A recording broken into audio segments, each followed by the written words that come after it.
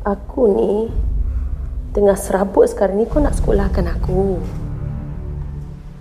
Kau tahu tak aku kecewa? Ha? Dalam keluarga aku tak ada seorang pun ada penyakit macam ni. Ni salah siapa kau tengok? Ini salah Remy. Tak ada anak nak anak. Ada anak dapat yang macam ni pula.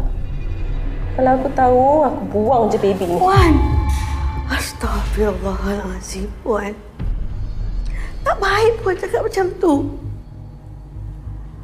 Anak ni datangnya rezeki dari Allah.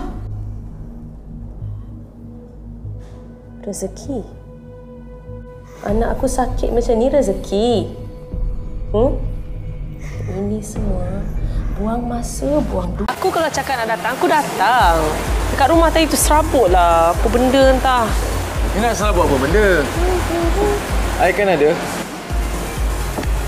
Betul juga kan? Nah, minum dulu.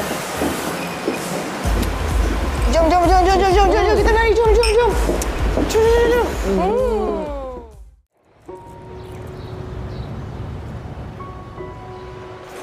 Assalamualaikum. Makcik Syida. Waalaikumsalam. Ini Fuad ya? Fuad dah besar, handsome-nya. Bulu banyak. Sajalah makcik datang ni. Nak beli barang sikit. Ada jumpa Cik Din? Ada. Tadi sebelum datang kedai, ada singgah rumah dia. Apa khabar dia? Entahlah. Cik Din tu sekarang ni macam tak sihat je. Pagi tadi pun dia demam. Demam teruk ke? Entahlah. Syida, si Sudin tu sekarang ni asyik demam aja. Sekejap kan demam, sekejap demam. Alasannya rindu kat Raisya. Dah disuruh pergi klinik, tak nak pula. Itulah, dia tu kena ada orang jaga dia. Itulah, kejap lagi kan lepas aku masak kan nak suruh si Ad yang hantarkan makanan untuk dia. Tak apalah.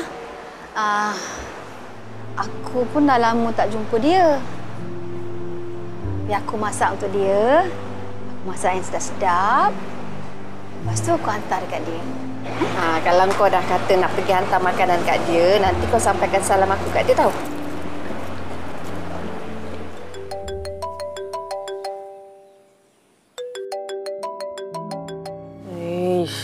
Ni I nak you bertanggungjawab dengan anak you. Faham? Faham? Koyum dalam penjagaan you. You uruskanlah sendiri. I tetap nak you bertanggungjawab atas dia. I buat benda ni semua ada sebab. Apa sebab dia? You cakaplah. Please. I ada banyak kerja, tolong keluar. You akan menyesal. Tolong keluar sebelum I panggilkan security. Panggillah. Keluar! You akan menyesal.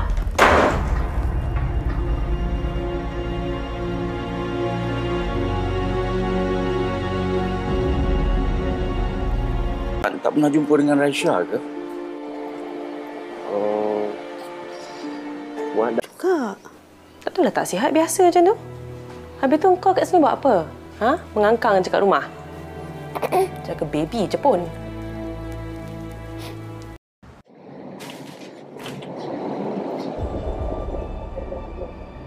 Kosong? Betul lah ni alamat ni.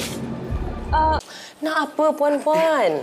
Puan, saya kesian dengan si Kayum tu. Asyik menangis aja. Puan tak nak ke bawa ke hospital? Dah nama pun baby, nangislah. Aku ni mak dia, aku tahulah bila nak bawa dia pergi hospital. Lagipun ingat pergi hospital tu bayar dengan Ailio je. Ni, dah berapa lama dah Puan tak bayar gaji saya? Saya pun ada tanggungjawab saya juga. Saya nak keluar. Puan, bila nak bayar gaji saya? Dah banyak kali tak bayar dah ni. Kalau kau tanya banyak kali, aku takkan bayar terus. Kalau kau nak, kau tunggu. Kalau nak lari pun bagi tahulah awal. Ni nak bayar permit lagi, bayar ejen, macam mana nak cari mate baru ni? Kalau sebab gaji je lari tak masuk akal lah. Ada majikan setahun tak bayar, relax je. Tak ada pun lari-lari. Dasar mata duitan. Kesian koyu. Sakit-sakit pun bibik nak tinggalkan. Tak berhati perut langsung. Itulah, orang tak berhati perut memang macam tu sayang. Tak apa. Dia ingat kita tak boleh nak jaga anak kita sendiri ke? Kesian sayang.